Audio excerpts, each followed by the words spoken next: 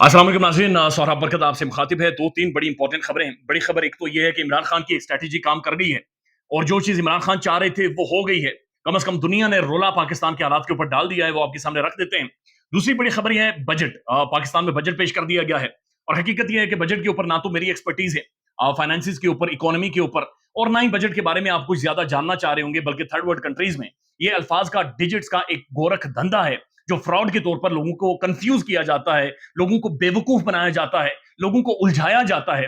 इसके अलावा कोई रियलिटी नहीं है। आप अंदाजा इस बात से लगा लें कि इनकी जेब में 8 आने नहीं है, यानी इनके पास 10 रुपए इनकी पॉकेट में नहीं है। ये दुनिया भर में भीख मांगते फिर रहे हैं या आईएमएफ के साथ मुआयदा करने के लिए उनके सामने लेटे हुए नाग रगड़ रहे हैं, लेकिन वो इन्हें पैसे नहीं दे रहा। दोस्त ममालिक इन्हें मुंह नहीं लगाते। दुनिया भर की इन्वेस्टमेंट पाकिस्तान की तरफ नहीं आ रही। पाकिस्तान की सड़कों के ऊपर आपको कोई गोरा, कोई यूरोप का बंदा नहीं नजर आएगा।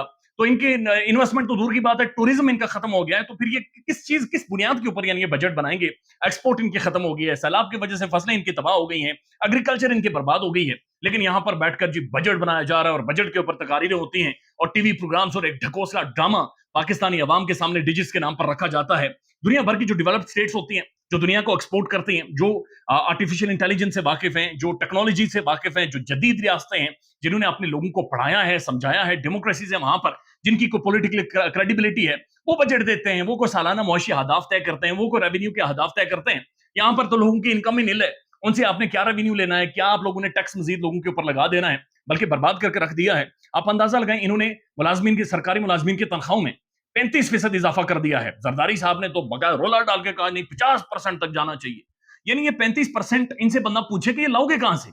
यानी मुल्क की एक्सपोर्ट बिल्कुल नीचे है, मुल्क के अंदर कोई चीज पैदावार नहीं हो रही, यानी फॉरेन डायरेक्ट इन्वेस्टमेंट यहां पर नहीं आ रही। यानी किस बुनियाद, किस बेस के ऊपर आप ये तनख्वाहें लाएंगे किधर से जो सरकारी मुलाजमीन को देंगे? ऑब्वियसली आपकी भी जेब काटेंगे, मेरी भी जेब काटेंगे। यानी आप अंदाजा लगाएं, मैंने तकरीबन कोई 1200 से 1300 रुपए का एक प्रोडक्ट बाहर से मंगवाना था और वो 1200 रुपए का प्रोडक्ट मुझे पड़ा, लेकिन उसके ऊपर जो टैक्सेस आए थे वो तकरीबन 9000 रुपए का।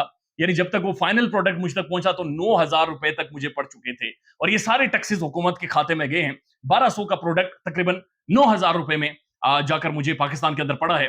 तो ये जो 35% तनख्वाहें बढ़ाएंगे, तो ये खुद ही सोचिए पैसे लाएंगे किधर से? और दूसरा मसला ये है कि जो आपका जो प्राइवेट सेक्टर है वो ज्यादा लार्ज है, वो ज्यादा मैसिव है, वो ज्यादा फैला हुआ है।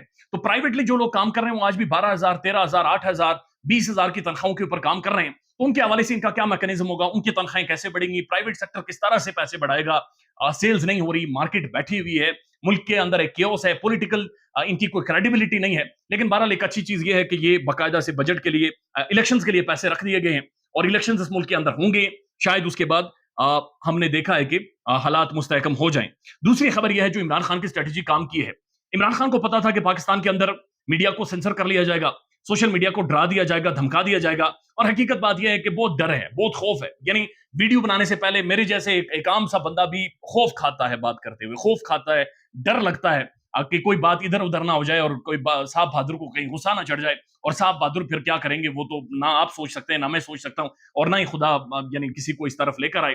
लेकिन पाकिस्तान के अंदर जाहिर है सोशल मीडिया को कंट्रोल किया जा सकता है, पाकिस्तान में प्राइम टीवी को कंट्रोल किया जा सकता है। तो इमरान खान ने बैनुल अक़वामी मीडिया को एंगेज किया, इंटरनेशनल साफियों को इंटरव्यूज दिए धड़ाधड़। एक तो इमरान खान अंग्रेजी अच्छी बोल लेते थे, लिहाजा दुनिया भर में उन्होंने पैगाम पहुंचाया कि पाकिस्तान के अंदर हो क्या रहा है। और उसके बाद हमने देखा कि दुनिया ने इंसानी हुकूक की जो पामालियां इस मुल्क के अंदर थी उनके ऊपर नोटिस भी लिया। लेकिन अब secretary state America, secretary of the state Anthony Blinken, America की बहुत बड़ी पर्सनैलिटी हैं, उन्होंने बाकायदा से इस चीज का नोटिस दिया और खतूत जारी किए हैं। जो कि उनकी इतनी सख्त स्टेटमेंट नहीं थी, लेकिन 60 से जाहिद लॉ मेकर्स ने उन्हें खतूत लिखे थे और उनका उन्होंने जवाब दिया। और उन्होंने कहा कि पाकिस्तान के अंदर हम तमाम स्टेक होल्डर्स के साथ वाशिंगटन राब्ते में हैं, हम क्रिटिकली सारी सूरत को देख रहे हैं, मॉनिटर कर रहे हैं और कोशिश करेंगे। यानी कि एक बेसिकली उन्होंने इस चीज को एक्नॉलेज किया है कि उनके लेटर्स उन्हें पहुंच रहे हैं और वो समझ रहे हैं कि एक हिंट उन्होंने दी है कि पाकिस्तानी मामलात को वो मॉनिटर कर रहे हैं। अमेरिका का प्रेशर होगा, मिडिल ईस्ट का प्रेशर होगा, तभी जाकर ये इंसानी हुकूक की पामालियां इस मुल्क से खत्म होंगी। बदकिस्मती यह है कि डीजीआईएसपीआर साहब की जो प्रेस रिलीज आई थी उसमें उन्होंने कहा था कि इंसानी हुकूक के नाम के ऊपर इस मुल्क में के पीछे छुपा जा रहा है जो कि मसनू इंसानी हुकूक है। लेकिन रियलिटी ये है कि पूरी दुनिया एक्नॉलेज कर रही है कि पाकिस्तान के अंदर इंसानी हुकूक की पामालियां हो रही हैं। साफियों को उठा लिया जाता है, गायब कर लिया जाता है।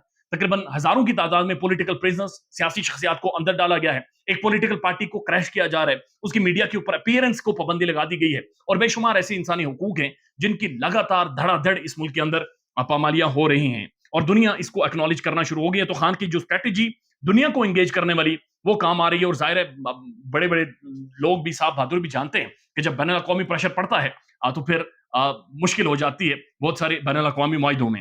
اس کے بعد تیسری جو امپورٹنٹ خبر ہے وہ یہ ہے کہ اس خبر نے بڑا رولا ڈلوا دیا جب ارشد شریف صاحب کی شہید ارشد شریف صاحب کی جو مدر ہیں انہوں نے جا کر ایک درخواست سپریم کورٹ میں دی کہ عمران خان، اینکر عمران ریاض خان، مراد سعید، فیصل واوڈا اور ان لوگوں کو بھی یعنی زیر تفتیش کیا جائے ارشد شریف کے مرڈر کے حوالے سے، جو ارشد شریف صاحب کو نیروبی میں کینیا میں شہید کیا گیا تھا. تو اس کے بعد ہم نے دیکھا کہ پرو گورنمنٹ نون لیگ کے اور بہت بڑے بڑے اور بھی صحافیوں نے اسے ری ٹویٹ ٹویٹ کرنا شروع کر دیا، رولا ڈال دیا جی عمران خان کے نام بھی آگے ہیں. اس سے پہلے ان کی ایف آئی آر نہیں درج ہو رہی تھی اور اس کی وجہ یہ تھی کہ انہوں نے ظاہر ہے کچھ شخصیات کے نام لیے تھے اور آپ سب واقف ہیں وہ پاکستان کے کچھ اداروں کی شخصیات تھی اور اس وجہ سے ایف آئی آر بھی نہیں درج ہو پا رہی تھی. لیکن جو فیکٹ فائنڈنگ رپورٹ آئی تھی ارشد صاحب کی، اس فیکٹ فائنڈنگ رپورٹ کو بھی اگر آپ پڑھیں گے تو ان کا تعلق بھی پاکستان کے اس کے اندر لکھا گیا ہے کہ بہت سارے اداروں کے ساتھ بہرحال ڈاٹ کنیکٹنگ کسی طرح سے فیکٹ فائنڈنگ کی رپورٹ کرنے کی کوشش کر رہی ہے، اس کے اندر ہو بھی رہی ہے.